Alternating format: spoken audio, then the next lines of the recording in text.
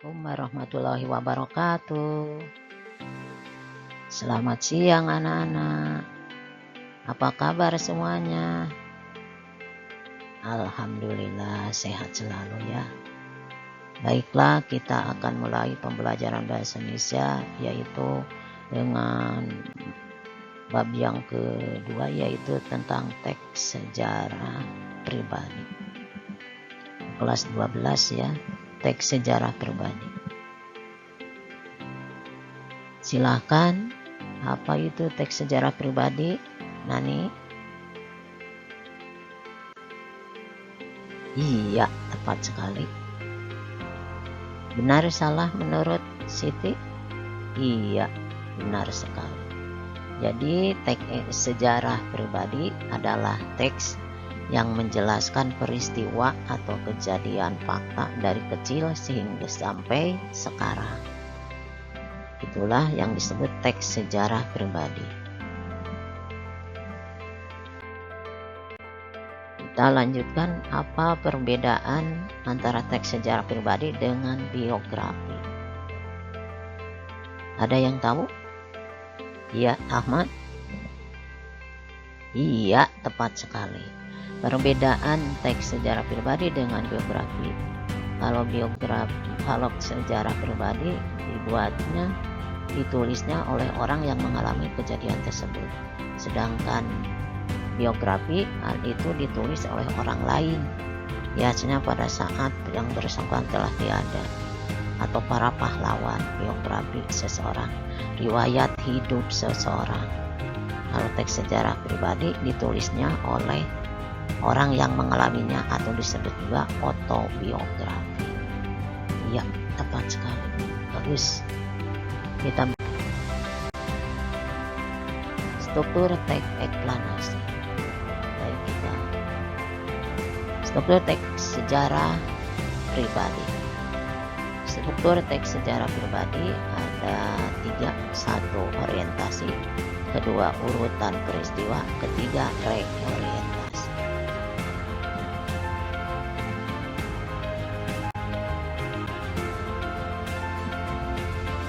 Struktur sejarah pribadi.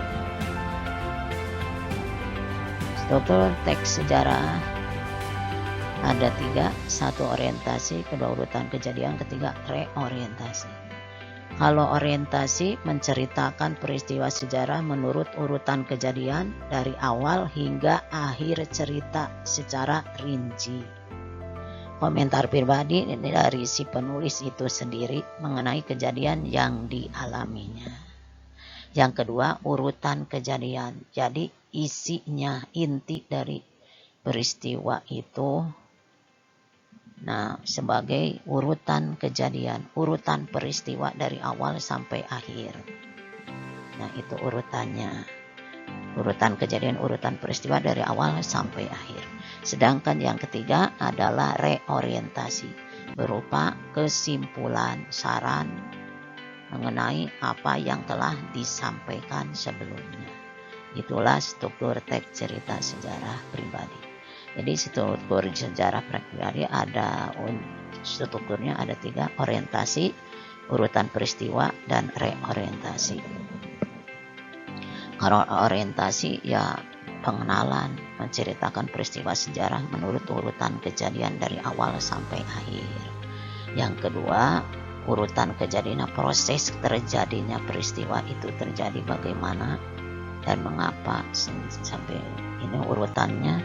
Jadi inti dari inti kejadian yang dibahas, pembahasannya itu urutan kejadiannya itu. Yang ketiga adalah reorientasi, berupa penutup, berisi kesimpulan dan saran. Baik, kita lanjutkan ke kebahasaan teks sejarah pribadi. 1. Menggunakan penulisan kata depan di, ke, dan dari. Kata depan di, ke, dan dari ditulis terpisah dari kata yang kecuali di dalam gabungan kata yang sudah lazim. Dianggap sebagai satu kata, seperti kepada, daripada, kemari, keluar. Itu itu. Misalnya mereka sedang belajar di rumah, jadi di-nya di luar, dipisahkan karena menyatakan tempat. Saya dan teman sekelas akan pergi ke ujung pandang, ke ujung. Nah, itu ke-nya dipisahkan karena menyatakan tempat. Setelah kami mengikuti perjalanan ini, kami akan belajar dari internet. Nah, itu adalah dipisahkan di ke dan darinya. Bisa dipahami? Ada pertanyaan? Iya. Terima kasih. Kita lanjut yang kedua, yaitu kata di yang bertindak sebagai imbuhan ditulis dirangkai dengan kata dasarnya. Contoh, kesetaraan, dijual, diberlakukan. Imbuhan di dirangkaikan dengan tanda hubung jika ditambahkan pada bentuk singkatan atau kata dasar yang bukan bahasa Indonesia. Kepemilikan contohnya, misalnya di PHK atau di upgrade, nah itu dinya dipisahkan. Bisa dipahami? Iya, kita lanjutkan kembali. Yang ketiga, penulisan kata ganti ku, kau, ku, mo, dannya. Kata ganti ku dan kau ditulis serangkai dengan kata yang mengikutinya. Ku, mo, dannya ditulis serangkai dengan kata yang mendahulinya. Misalnya, buku ini boleh kau baca. Nah, kau bacanya disatukan, dirangkaikan. Bukuku, nah disatukan tulisannya. Bukumu disatukan, itu merupakan kata ganti dari bukuku, buku aku, dan bukumu, buku kamu itu. Dan bukunya tersimpan di perpustakaan, ya. Rumahnya sedang diperbaiki. Nah, itu. Kata ganti itu kumodannya dirangkai dengan tanda hubung apabila digabung dengan bentuk yang berupa singkatan atau kata yang diawali dengan huruf kapital. Misalnya KTP-mu, nah itu dipisahkan memakai tanda pisah. SIM-nya, nah, bisa dipahami? Ada pertanyaan? Jelas? Alhamdulillah. Kita berlanjut.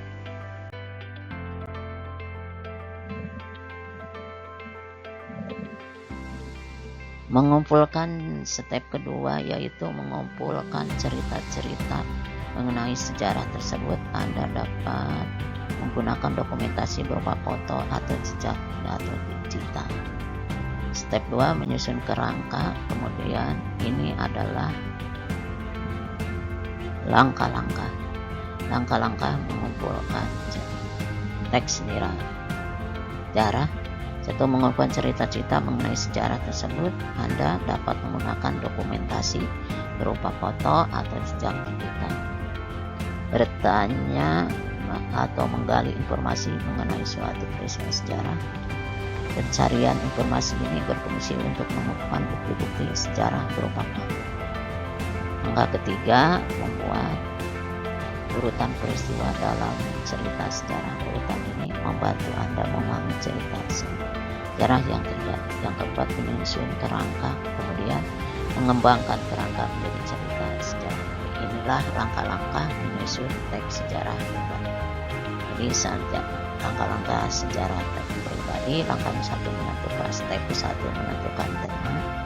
Yang kedua, mengumpulkan cerita-cerita mengenai sejarah tersebut. Anda dapat menggunakan dokumen berupa foto dan jejak digital. Terus yang ketiga, membuat urutan peristiwa dari awal sampai akhir, ya. Yang keempat, ya, menyusun kerangka teks. Kemudian kerangka itu dikembangkan dan menjadi sebuah teks yang baik, yaitu menjadi sebuah cerita teks sejarah pribadi yang padu. Itulah langkah-langkah menyusun teks sejarah pribadi. Ada 4 bagian atau 4.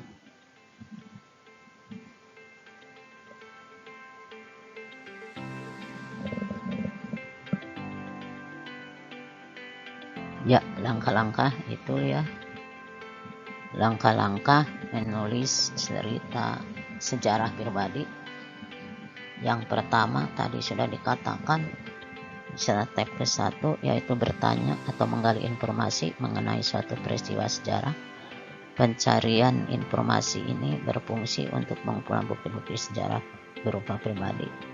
Yang kedua, mengumpulkan cerita-cerita mengenai sejarah tersebut. Anda dapat menggunakan dokumen berupa foto atau jejak digital. Yang ketiga, membuat urutan peristiwa dalam cerita sejarah. Urutan ini membantu Anda memahami cerita sejarah terjadi. Yang keempat, menyusun kerangka cerita, kemudian mengembangkan menjadi sebuah cerita yang jadi langkah-langkah menulis cerita sejarah pribadi ada 4 bagian, ya, bisa dipahami. Ada yang bertanya langkah-langkahnya? Tidak ada? Terima kasih. Mengerti?